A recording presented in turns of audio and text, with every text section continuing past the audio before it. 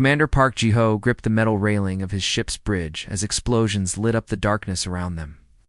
The Apex Station, humanity's greatest achievement, was dying before his eyes. The massive structure that had taken 30 years to build was being torn apart piece by piece. "Sir, we're getting emergency signals from all sections," shouted Lieutenant Kim Nari from her station. Her fingers flew across the control panel, but the readings kept getting worse. The shields are failing everywhere. Ji-ho watched in horror. As another section of the station exploded in a bright flash, the Apex wasn't just any space station. It was home to 2 million people and the strongest defense platform humanity had ever built. It was supposed to protect Earth and all the human colonies from any threat. Now it was being destroyed by aliens who had come out of nowhere, the enemy. Ships looked nothing like human vessels. They were dark and curved, moving through space like hungry sharks. There were hundreds of them, all firing weapons that seemed to cut through the station's armor like it was paper. The Hegemony Alliance had been planning this attack for months, and they knew exactly how to hurt humanity, where it would cause the most damage. "Admiral Lee is trying to contact us," reported Communications Officer Svangmin. His voice was shaking as he worked to maintain the connection through all the interference from the battle.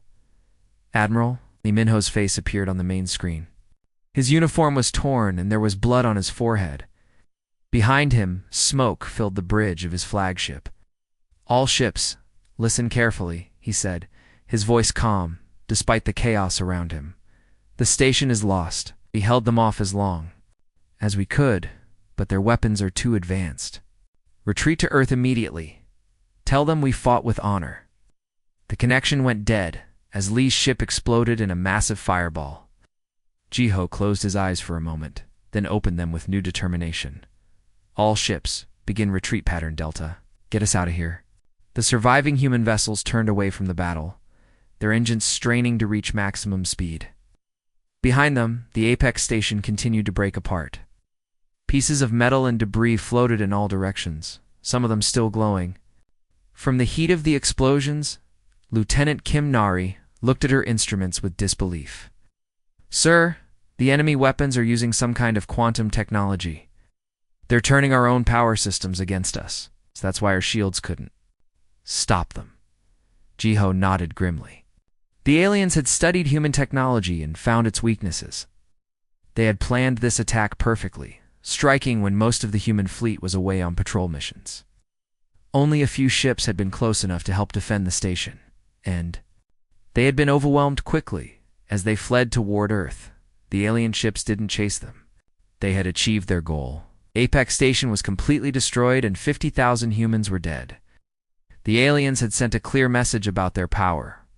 1 hour later, every human communication system in the galaxy received the same broadcast.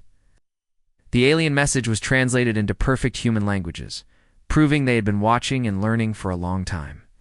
"Primitive species of the third planet," the message began, the voice cold and mechanical. "You call yourselves humans. You have spread across the galaxy like a disease, taking what does not belong to you. We are the Hegemony Alliance, representing 12 superior species who have decided your expansion must end." The message continued with images of the destroyed Apex Station. "Your strongest defense has fallen in less than 4 hours. This is proof of your weakness. You have exactly 72 hours to withdraw from all disputed star systems and submit to Hegemony authority. Remove your colonies from any world we claim. Surrender your weapons and accept our rule." The final part of the message was delivered. "With obvious threat, if you refuse these terms, we will destroy every human world one by one. Your species will be extinct within 1 year. We have the technology and the numbers to make this happen. Choose wisely." Captain Song-woo watched the broadcast from his damaged cruiser. His ship had barely escaped the battle with half its crew dead and its engines barely working. But as he listened to the alien ultimatum, he felt something burning inside his chest. It wasn't fear. It was rage. "They think they know us," he said to his surviving crew members. "They think because they destroyed one station, we'll just give up everything we've built." He stood up from his captain's chair, his jaw tight with anger. They have no idea what they've just awakened. The other crew members looked at him with questions in their eyes. Song-woo walked to the window and stared out at the stars, where human colonies waited for news of the battle.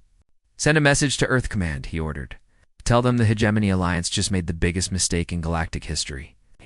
They wanted to see what humans are capable of when we're fighting for survival. Now, they're going to find out." His damaged ship limped toward Earth. Song-woo smiled coldly. The aliens had won the first battle, but they had no understanding of the species they had just declared war against. They were about to learn why Earth had only one intelligent species left alive on it. President Yoon Hana stood in the underground war room beneath Seoul, her hands pressed flat against the metal table as she stared at the holographic display showing the destroyed Apex station. The room was filled with her top advisors, all arguing about what humanity should do next. "We have to consider their terms," said Foreign Minister Choi Do-yoon, his voice nervous. "They destroyed our strongest defense in 4 hours. Oh. What chance do our colonies have against that kind of power?" Defense Minister Kang So-man slammed her fist on the table. "If we surrender now, they'll hunt us down one by one anyway. Bullies never stop once they smell weakness." The President looked tired. She had been awake for 18 hours since news of the attack reached Earth. 50,000 people were dead, and the aliens were demanding complete surrender in less than 3 days. The weight of every human life in the galaxy was on her shoulders. "What? About evacuation?" asked Economic Advisor Park Dong-yoon. "We could move our people from the disputed systems back to Earth territory and abandon everything we've built." Kang So-man shook her head. "Those colonies represent 200 years of human effort. Millions of people call those worlds home." Dr. Lim Tai-jen, head of the Human Genome Project, had been quiet during the argument. Now he stood up and activated a different holographic display. "Before we make any decisions, there's something you all need to understand about our species." The display showed complex DNA sequences and evolutionary charts. "I've spent my career studying human genetics, comparing our development to other species we've encountered. We're unique in the galaxy in a very specific way." He pointed to a timeline showing Earth's history. "Every other intelligent species we've met shared their homeworld with multiple sapient races. The Altarians evolved alongside 3 other intelligent species. The Centauri developed technology while competing with 2 others. But humans were the only species that eliminated all competition." The room fell silent as the implications sank in. Dr. Lim continued, "We didn't just survive on Earth. We conquered it completely. Neanderthals, Denisovans, and at least 4 other human subspecies all went extinct. We're the descendants of the most successful predators in our planet's history." While the government debated in Seoul, something extraordinary was happening across human space. On Mars, engineer Bae Gina received an emergency message from her supervisor telling all civilian workers to evacuate to Earth immediately. Instead, she walked to her equipment shed and began welding plasma cutters onto cargo haulers. "What are you doing?" asked her colleague Lee Sun-ho as he watched her work. "The aliens want to see what humans can do when we're threatened," she replied, sparks flying from her welding torch. "I'm going to show them what a mining engineer can build when she's angry." Similar scenes were playing out on every human world. On the agricultural colony of New Jeju, farmers were converting their crop dusters into armed reconnaissance aircraft. On the mining station orbiting Proxima Centauri, workers were loading their ore haulers with explosives instead of minerals. Captain Han Muse stood on the bridge of her patrol ship near the Outer Rim colonies. She had received orders to retreat to Earth, but her crew was refusing to leave their posts.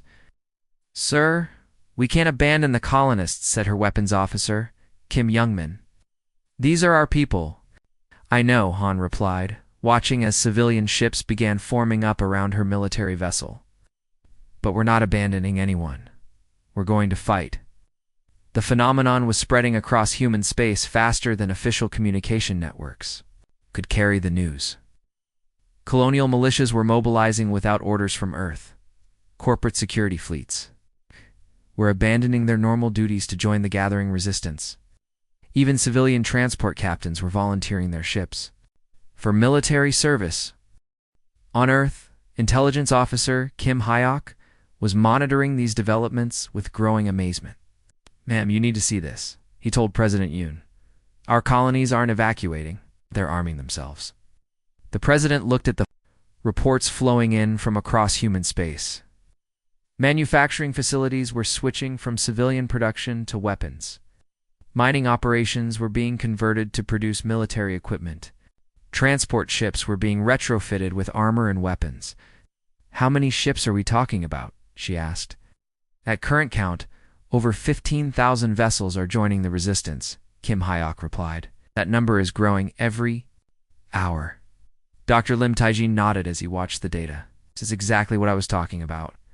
When humans face extinction, we don't just fight back. We mobilize every resource we have. It's genetic programming from millions of years of evolution." The aliens had been monitoring human communications, expecting to intercept surrender negotiations or evacuation orders. Instead, they were detecting weapon requisitions and military mobilization on a scale that their computers couldn't properly calculate. Hegemony. Commander Vorthok looked at the intelligence reports with confusion. The humans should be fleeing. Why are they gathering more ships? The science officer, a member of the spider-like arachnid species, studied the data. Perhaps they don't understand the futility of resistance. "Should we send another message explaining our superior numbers?" "No," Vorthok replied. "Let them gather their primitive vessels. When we destroy them all at once, it will be a better demonstration of our power to the rest of the galaxy." As the 72-hour deadline approached, the Hegemony Alliance prepared. For what they expected to be a quick, decisive victory, they had no idea that they had just triggered the most dangerous response in human evolutionary history. Commander Okyung stared at the enemy fleet through the viewport of his converted mining ship.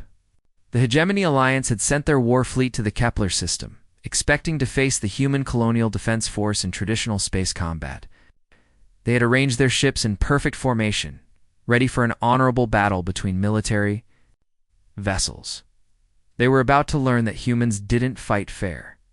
"All ships, remember the plan," O spoke into his communicator. His fleet consisted of 47 vessels, but only 12 of them were actual military ships. The rest were mining haulers, cargo transports, and even a few passenger liners that had been hastily fitted with weapons. Lieutenant Park Suho looked nervous as he monitored the enemy positions. "Sir, they have superior firepower and better shields. In a straight fight, we'll be destroyed in minutes. Then we won't fight straight." O replied with a cold smile. "Target their command ship with the asteroid charges." Full spread. The mining explosives had been designed to crack open asteroids for mineral extraction. Each charge contained enough force to shatter a mountain. O's ship launched 12 of them at once, not at the enemy vessels, but at the large asteroids. Floating nearby, the Hegemony commander watched in confusion as the human weapons seemed to miss their targets completely. Then the asteroids exploded, sending massive chunks of rock flying in all directions at incredible speed. The alien ships, locked in their perfect formation, couldn't dodge the debris storm. "What kind of barbarian tactic is this?" the alien commander demanded as his ships took heavy damage from the flying rocks. OE's fleet didn't wait to see the results. They scattered in all directions, disappearing into the asteroid field like ghosts. The aliens tried to follow, but their heavy warships couldn't navigate the narrow spaces between the rocks. "Go, squadron, begin your run." O ordered Captain Han Miu's group of cargo haulers approach the enemy from behind, their engines at maximum power, but instead of firing weapons, they simply rammed into the alien ships at full speed. Converted civilian vessels were loaded with explosives, turning them into massive guided missiles. The Hegemony fleet was in chaos. Their military doctrine had no response to enemies who treated their own ships as expendable weapons. They were trained for honorable combat between professional military forces, not this kind of desperate, savage warfare. On the colony world of New Busan, Colonel Shin Junho faced a different challenge. 3,000 alien ground troops had landed on the planet, expecting to fight human military units in open combat. Instead, they found the colony apparently abandoned. "Are all the humans?" asked the Hegemony ground commander's aide, a reptilian creature from the saurian species. "Probably hiding in their shelters," the commander replied. "Begin occupation procedures." The aliens never saw the attack coming. Colonel Shin had evacuated all civilians to underground bunkers, but his small force of 200 Marines remained. Hidden throughout the colony, they didn't fight in formation or announce their presence with battle cries. They simply killed aliens silently, one by one, using weapons and tactics that violated every rule of civilized warfare. "They're using biological weapons," reported one surviving alien soldier over the radio. "My breathing apparatus is being consumed by some kind of organism." The bacteria that Shin had released into the atmosphere was originally designed for terraforming, meant to break down certain materials to make planets more suitable for human life. Now it was eating the aliens' equipment from the inside out. "You're asking us to commit war crimes," Lieutenant Kim Youngmin had protested when Shin first explained the plan. "No," Shin had replied. "I'm asking you to win." The aliens wanted to. See what apex predators look like? Now they get to find out. Back in space, the Hegemony fleet was retreating from the Kepler system. They had lost 38 ships to a human force that should have been destroyed easily. Their carefully planned invasion was falling apart because humans refused to follow the accepted rules of galactic warfare. "Send a message to Fleet Command," ordered the surviving Hegemony commander. "The humans are using terror tactics. Don't fight like civilized beings." But the message never reached its destination. Captain Song-woo's stealth ship had been following the alien fleet, recording their communications and learning their language. When they tried to send their report, he jammed their transmission and sent a different message instead. "Fleet Command, this is Reconnaissance Group 7, Song transmitted in perfect alien language. Human defenses are weaker than expected. Recommend immediate full-scale assault on all fronts." The false message caused the Hegemony Alliance to split their forces, sending smaller fleets to attack multiple human colonies simultaneously. This played directly into human hands, as the aliens' superior numbers meant nothing when they were divided.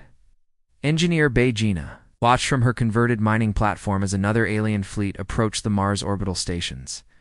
The aliens expected to find military installations. Instead, they found what looked like normal civilian mining operations. "Begin mining Operation 7, she announced over the communication system. The mining operation involved using massive industrial plasma cutters to slice through the alien ship's hulls. The mining platforms built to cut through solid rock made short work of the enemy vessel's armor. As reports came in from across human space, one thing became clear. The Hegemony Alliance had awakened something they didn't understand. Humans didn't just fight wars. They fought with the ruthless efficiency of a species that had spent millions of years perfecting the art of survival through violence. The aliens had wanted to see what apex predators could do. Now they were learning the hard way. Captain Moon. Gil's stealth ship drifted silently through the darkness of space. It's completely invisible to the alien sensors around her. She'd been traveling for 3 weeks to reach the Hegemony homeworld of Thaler Prime, home to 4 billion members of the insectoid klaxon species. Her mission wasn't to destroy military targets or attack their fleet. It was something much worse. Beginning atmospheric entry, she whispered to her small crew of 5 specialists. The ship was designed for deep reconnaissance, equipped with technology that could hide it from any known detection system. The aliens had no idea death was coming. To their world, Dr. Yu Minji worked carefully with the biological containers in the ship's laboratory. The organisms inside looked harmless, microscopic life forms that seemed to glow with a soft blue light. They had been designed on Earth specifically for the klaxon species, created by humanity's best scientists working around the clock for months. "The atmospheric processors are ready," she reported to Captain Moon. "Once we release them, the organisms will spread across the entire planet within 72 hours. "What exactly will happen to the aliens?" asked Pilot Officer Lee Yemen, though he wasn't sure he wanted to know the answer. "Doctor, you looked uncomfortable. The organisms will consume the specific gases that the klaxon species needs to breathe. They'll suffocate slowly over the course of several days. But the organisms won't harm the planet's ecosystem. In fact, they'll make the atmosphere perfect for human colonization." The silence in the ship was heavy. Everyone understood what they were about to do. This wasn't a military strike against soldiers. This was the extermination of an entire species on their homeworld. Deploy the processors, Captain Moon ordered, her voice steady despite the weight of the decision, back on Earth.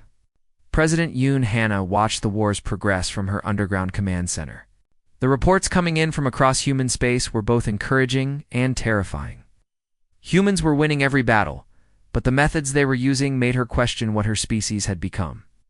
The psychological warfare campaigns are working perfectly, reported Intelligence Officer Kim Hyok. We've convinced the Serpentine Alliance that the Klaxon species is planning to betray them after the war.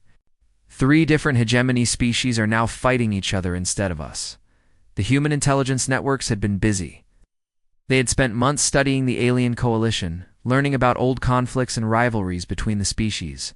Now, they were using that knowledge to destroy the alliance from within. We intercepted hegemony communications discussing surrender terms, Kim continued. They're starting to realize they can't win this war. President Yu nodded, but she felt no satisfaction. At what cost? We're using biological weapons against civilian populations. We're turning entire species against each other. What does that make us?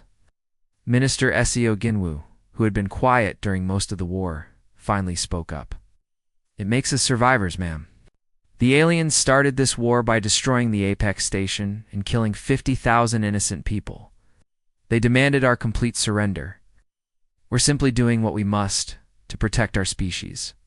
On the front lines, Admiral Ru Sung-min coordinated Operation Broken Chain, a systematic attack on every hegemony supply line simultaneously. His fleets weren't just destroying supply ships, they were capturing them and using the alien technology to create even more deadly weapons. The enemy is using tactics we've never seen before, reported one of his subordinates, Commander Park Ju-yoon. They're converting their own trade vessels into suicide bombers. They're using civilian colonies as military bases.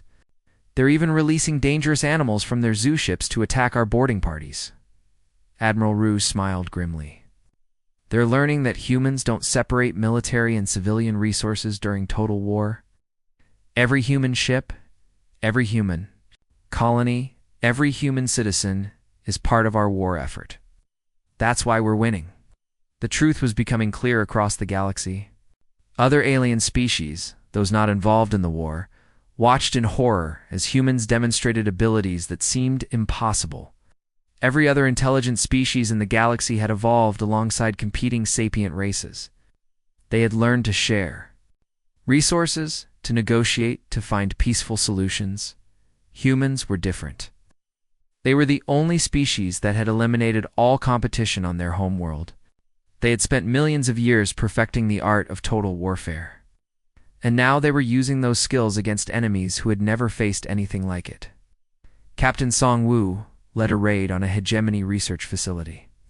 But instead of destroying it, his team captured all the scientists and forced them to work on human projects. You wanted to study our weaknesses, he told the alien researchers. Now you're going to help us exploit yours.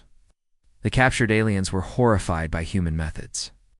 You're monsters, one Klaxon scientist told Song. No civilized species would force prisoners to work against their own people. We're not monsters, Song replied calmly. We're just better at this than you are. Your species never had to compete for survival the way we did. You don't understand what it means to fight for your very existence.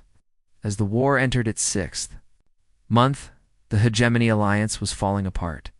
Their member species were turning on each other, their supply lines were destroyed, and their homeworlds were under attack by weapons they couldn't comprehend.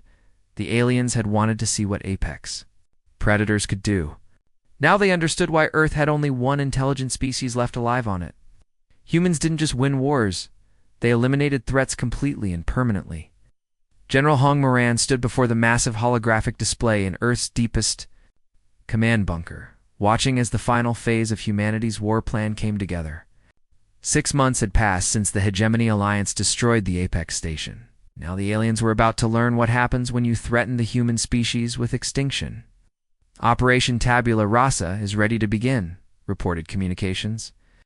Officer Bae Woo-jin. All intelligence networks are in position. Every hegemony world will receive the broadcasts simultaneously. The operation wasn't about weapons or military strikes. It was about information. the most dangerous weapon humans had discovered during the war. For months, human spies and infiltrators had been gathering intelligence on every member of the Hegemony Alliance, learning their deepest secrets and most carefully hidden plans. "Begin transmission," General Hong ordered, across the galaxy. On every world controlled by the Hegemony Alliance, the same message began broadcasting on all communication networks.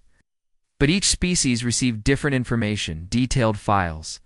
About their supposed allies, the Klaxon species learned that the Serpentine Alliance had been planning to claim their homeworld after the war ended. The Serpentines discovered that the Arachnid Federation had been secretly developing weapons to use against them. The Arachnids found out that 3 other species had been meeting too. Discussed dividing Arachnid territory.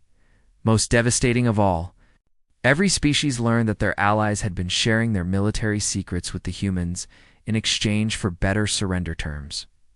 Commander Vorthok of the Hegemony Fleet watched in horror as his communication systems lit up with angry messages.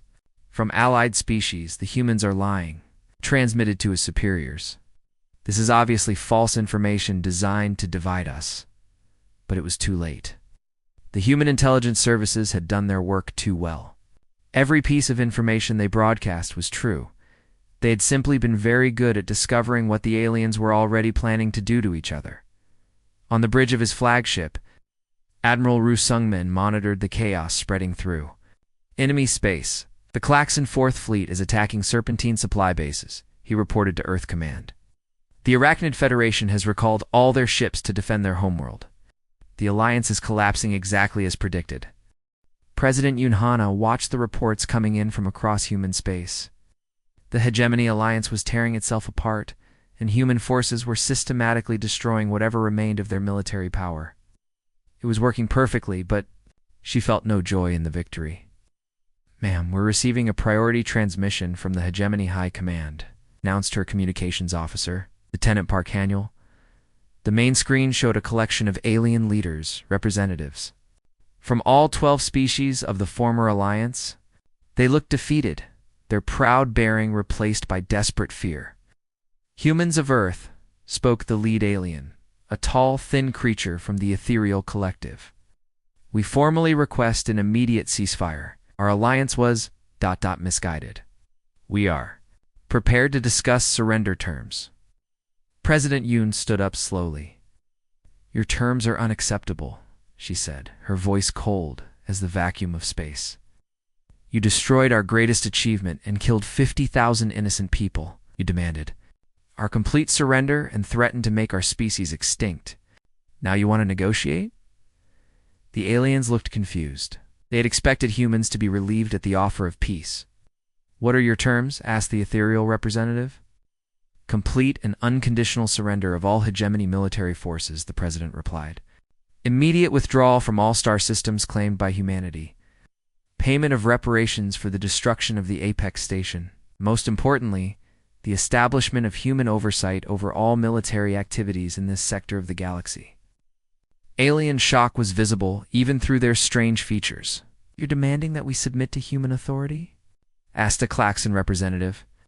"Yes," President Yoon said simply. "Any species that threatens humanity again will face the same fate you have. We are not interested in negotiation or peaceful coexistence with those who would destroy us. We are interested in making sure this never happens again." Minister Seo Jinwoo, who had been standing quietly behind the president, stepped forward. "You wanted to see what humans were capable of when fighting for survival. Now you know. We don't just defend ourselves, we eliminate threats permanently." The alien leaders looked at each other with what appeared to be fear. They had started this war believing humans were just another primitive species that could be easily conquered. Now they understood that they had awakened something that should have been left alone. "The galaxy will never accept human domination," protested the Serpentine representative. "Other species will unite against you." General Hong Moran smiled coldly. "Let them try. We've proven that we can defeat any coalition, no matter how large or technologically advanced. The only question is whether they want to learn this lesson the easy way or the hard way." As the transmission ended, President Yoon walked to the window of her bunker and looked up at the surface where the lights of Seoul glowed in the darkness. The war was over, but she knew that humanity had changed forever. "We've become the thing we always feared," she whispered to herself. "No," said Dr. Lim Taijin, who had been listening from the back of the room. "We've become what we always were. The galaxy just never bothered to ask why Earth has only one intelligent species left on it. The Hegemony Alliance was finished." Attack on the Apex had been bold, but Earth's response was indeed final. Humanity had shown the galaxy that some species should never be threatened with extinction, because they were very, very good at making other species extinct first.